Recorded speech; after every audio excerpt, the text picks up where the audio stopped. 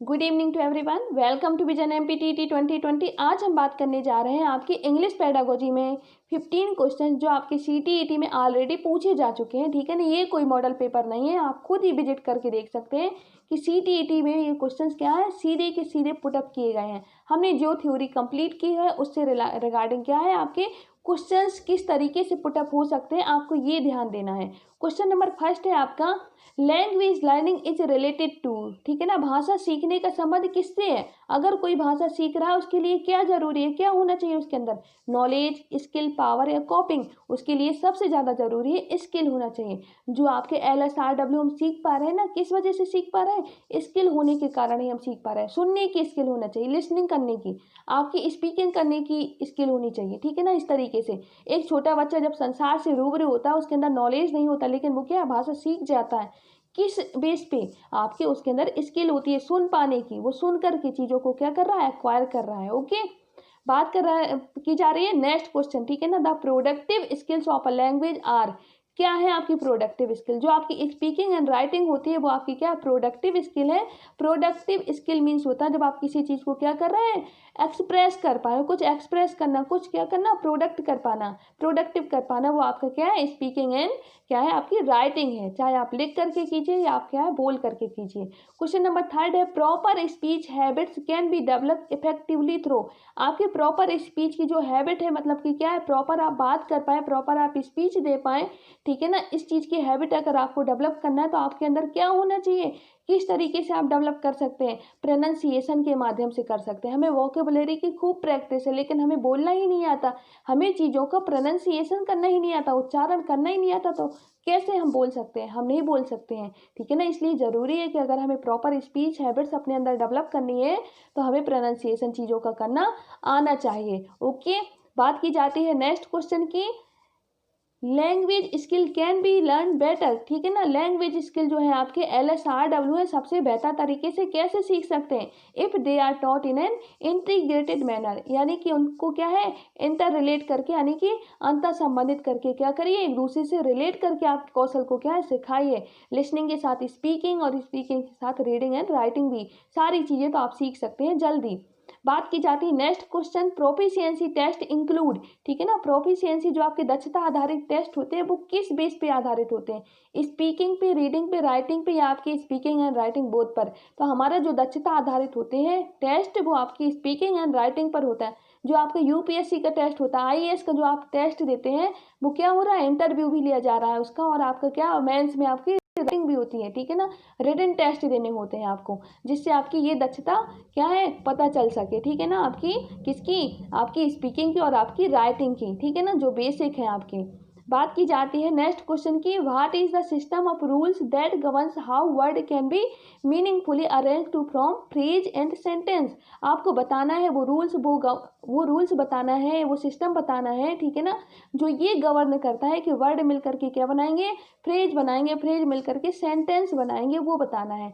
ये किसके अंतर्गत आता है, ये आता है सिंटैक्स के अंतर्गत। ठीक है ना, आप यहाँ पे क्या है, एलिमिनेशन का ऑप्शन करके भी क्या है, सही आंसर तक पहुँच सकते हैं। ओके, इस तरीके से आपका क्या है, राइट आंसर बी हो जाएगा, सिंटैक्स। ठीक है ना, क्वेश्चन नंबर नेक्स्ट की बात करते हैं हम, CALP स्टैंड फॉर, इसका फुल फॉर्म बताना आपको, तो कॉग्निटिवली एडवांस लैंग्वेज प्रोफिशिएंसी इसका क्या है, आपका फुल फॉर्म है। ओके, क्या होता है ये आप नीचे देख सकते हैं। ठीक है ना, बात की जाती है नेक्स्ट क्वेश्चन की, what status is given to English language in the Indian constitution. Indian constitution के अकॉर्डिंग इंग्लिश लैंग्वेज को कौन सा स्थान दिया गया है, या क्या बोला जाता है। ठीक है ना, क्या स्टेटस, क्या दर्जा दिया गया है, तो इसको दिया गया है एसोसिएट ऑफिशियल लैंग्वेज। ठीक है ना, क्या कहलाती है, ये सारी चीज़ें यहाँ पे दी हुई हैं।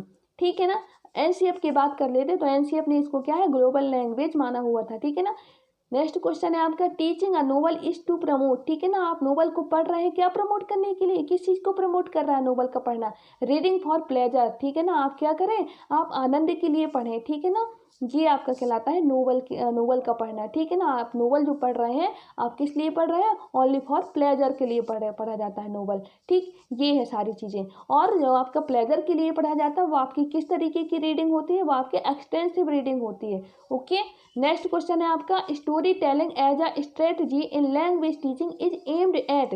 स्टोरी टेलिंग यानी कि जब किसी बच्चे को बोला जाता है कि आप स्टोरी को टेल करिए, ये स्ट्रेटजी जो है आपकी क्या है, स्टोरी को टेल करने की, ये आपकी लैंग्वेज सिखाने में किस तरीके का क्या एम रखती है, क्या एम रहता है हमारा। हमारा एम होता है कि बच्चे क्या करें, एंगेजिंग लर्नर्स विथ लैंग्वेज। बच्चे क्या भाषा को सीखने में क्या करें, एंगेज हो सकें, ठीक है ना, बच्चे भाषा को सीख सकें। इसलिए हम क्या करते हैं, बच्चों से स्टोरी टेलिंग कराते हैं, ठीक है ना।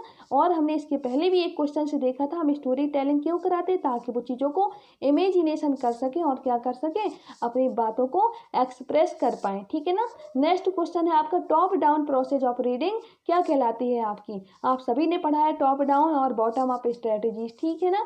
रीडिंग में अगर बात की जाती है टॉप डाउन प्रोसेस तो क्या कहलाएगी, proceed from whole to part, जो आपकी लर्नर बेस्ड होती है, ठीक है ना। टॉप डाउन स्ट्रेटजी आपकी क्या होती है, लर्नर बेस्ड होती है, और इसमें क्या होता है, proceed from whole to part, ठीक है ना, पूर्ण से अंश की ओर जाती है ये स्ट्रेटजी, ठीक है ना। ये आप देख सकते हैं क्या है ये अप्रोच, ठीक। क्वेश्चन नंबर नेक्स्ट की बात करते हैं, which of the following makes the communication a cycle process, ठीक है ना। बात की जा रही है यहाँ पे कि कौन सा ऐसा क्या ऑप्शन है, ठीक है ना, कौन सा ऐसा क्या फैक्टर है जो क्या है आपकी, जो क्या है कम्युनिकेशन है, जो आपका संप्रेषण है उसकी क्या है साइकिल को कंटिन्यू बना पा रहा है, ठीक है ना, जारी रखता है, प्रोसेस बनी रहती है।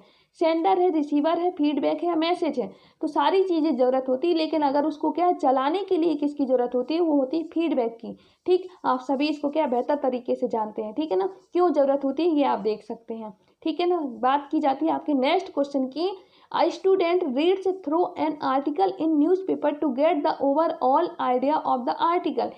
एक स्टूडेंट न्यूज़पेपर पढ़ रहा है ताकि उसे क्या उसका ओवरऑल आइडिया क्या है पता लग सके। What is this part known as, ठीक है ना, जो what is this practice known as, इस प्रैक्टिस को हम क्या कहेंगे, हमने पढ़ा हुआ है इसको हम स्किमिंग कहेंगे, ठीक है ना। स्किमिंग के अंतर्गत आता है जो हम क्या ओवरऑल आइडिया, ओवरऑल व्यू लेना चाहते हैं किसी चीज़ का, फ्रॉम स्टार्टिंग टू लास्ट तक पढ़ेंगे और हम अपने आइडियाज़ को क्या थोड़ा सा अंदाज़ा लगा लेंगे कि ये आखिर इसमें कहा जा रहा है। नेक्स्ट क्वेश्चन है आपका, answer the following question by sentencing the most, ठीक है। ये क्वेश्चन आपका एक्सटेंसिव रीडिंग इज, जो आपका एक्सटेंसिव रीडिंग है वो किस लिए होती है, क्या है extensive reading, reading for pleasure and overall understanding of the text. जब हम क्या करते हैं सिर्फ हम अपने प्लेजर के लिए पढ़ते हैं, ठीक है ना, आनंद के लिए पढ़ते हैं, ऊपर ऊपर का पढ़ते हैं, ओवरऑल व्यू पढ़ते हैं उसके लिए, ठीक है ना, डीप स्टडी नहीं करते हैं, ठीक है ना, तो वो हमारा कहलाता है एक्सटेंसिव रीडिंग, ओके। ये आपका यहाँ पे डिटेल दिया हुआ है, ठीक है ना। अब हम बात करेंगे नेक्स्ट क्वेश्चन की, ठीक है ना। Sanskrit in India today is, अगर बात की जाती है संस्कृत की तो थोड़ा सा याद रखिए यहाँ पर कि संस्कृत को भारत में आज क्या माना जा रहा है मॉडर्न एज में, ठीक है ना। तो modern Indian language and a classical language दोनों मानते हैं, ठीक है ना। संस्कृत को किस रूप में देखा जा रहा है, modern Indian language and a classical language, ठीक है ना। ये है आज संस्कृत का जो रियल में क्या है बेस है, ठीक। इस तरीके से हमारे जो क्वेश्चन है वो कंप्लीट हो चुके हैं। आई होप आप सभी को अच्छे लगेंगे। Thank you to all.